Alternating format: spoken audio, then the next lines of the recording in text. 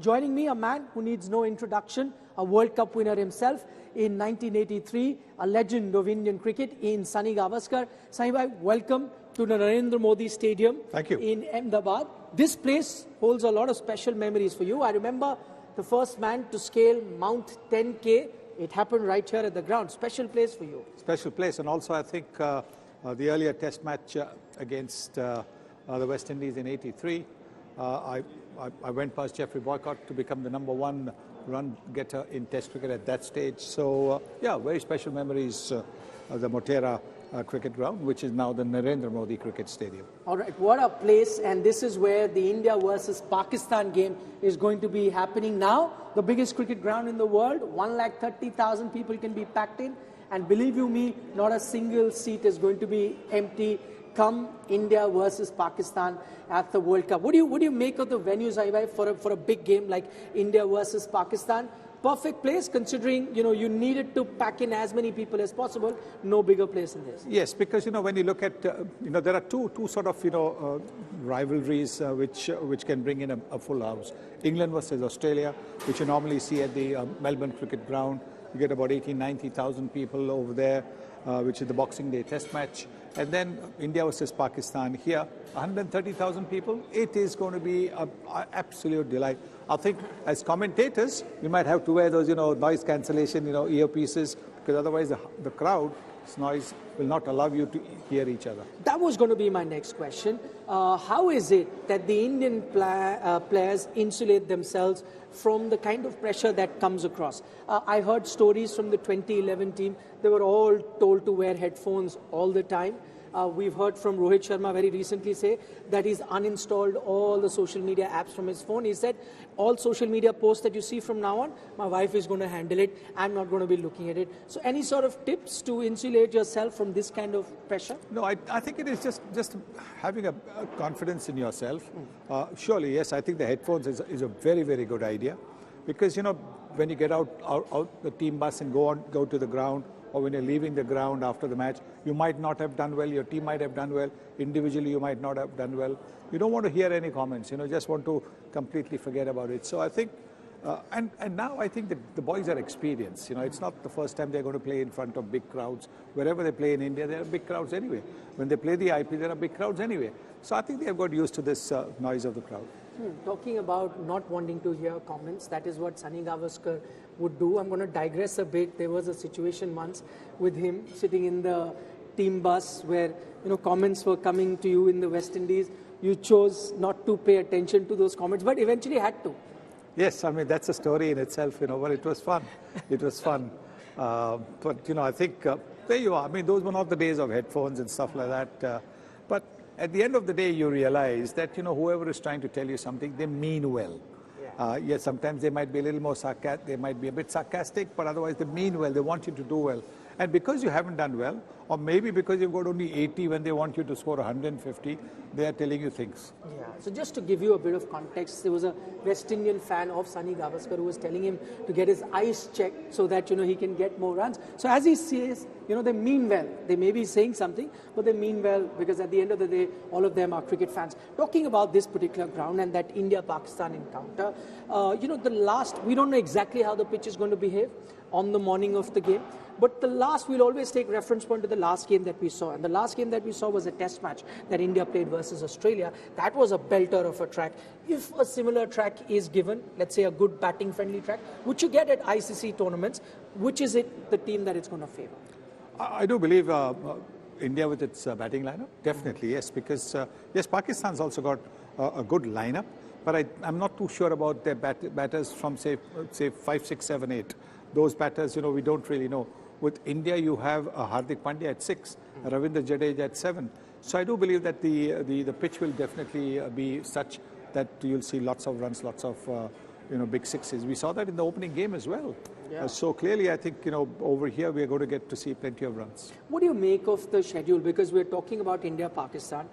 Before that, India play Australia in their opener. In between, they have a tricky encounter versus Afghanistan in Delhi, a place which sometimes assists spinners. And we know Afghanistan's strength is spin bowling.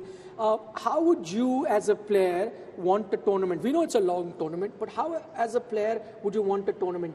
ease yourself in with a couple of maybe slightly easier game and then play the tougher games a little later? Or would you like to take the tougher games, take the bull by its horn, let's face the tougher teams at the start, get off to a good start, and then the tournament gets better? Yes, I think, see, out of the 3 games that you've got in the first week for India, Australia is the first game, then Afghanistan in the middle, and then Pakistan. If you win 2 of those big games, it gives you the confidence to go ahead for the rest of the tournament.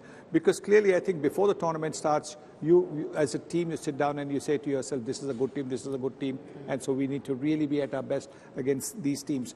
Australia has won definitely. I mean, they won the World Cup so many times. They know how to win the World Cup.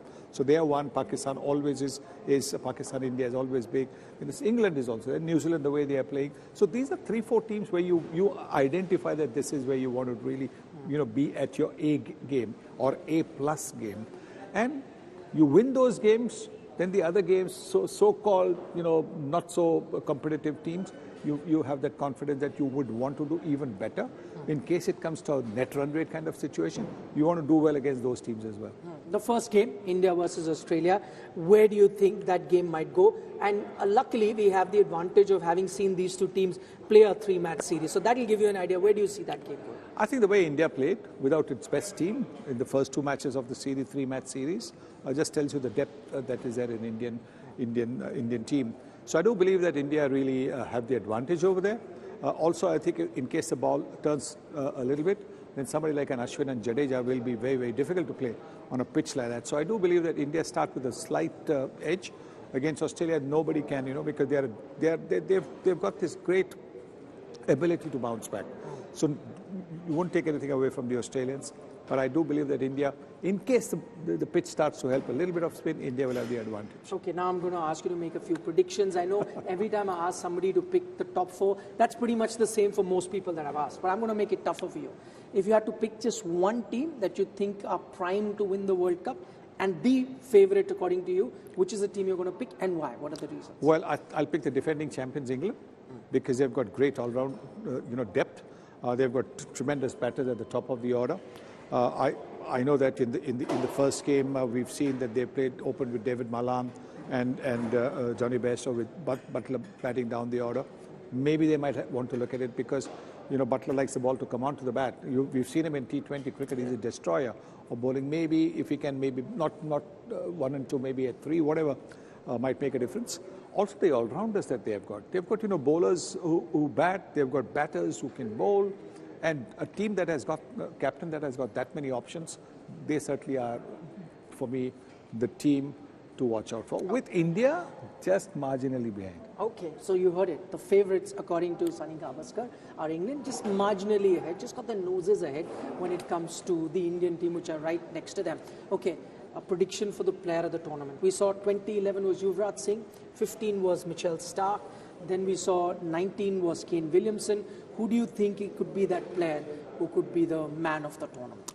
I think it depends. So obviously, because if you go right till the end, then you have a better chance. So I think if you look at England going right till the end, it could be somebody like Ben Stokes or a Sam Curran, again all-rounder. Yes. And from the Indian team, it could be either of the top 3 batters and Hardik Pandya. So these are the guys who I think will be the likely candidates for the player of the tournament. Just looking at the tournament at a macro level, what do you think is going to be the importance of this particular World Cup? Because, there is this talk in cricketing circles that, listen, the ODI cricket is losing its sheen. We don't know what the future holds for it. So this is the chance for ODI cricket to get back those glory days. Do you also see it like that? A lot will depend on this World Cup? I think the, ODI bilaterals will keep on, reducing. And the World Cup will be the one that, you will see a lot more, in the sense that every 4 years. So I don't think, the World Cup, one day as a game, as a format, will die down. But certainly I think the bilaterals one days will become less.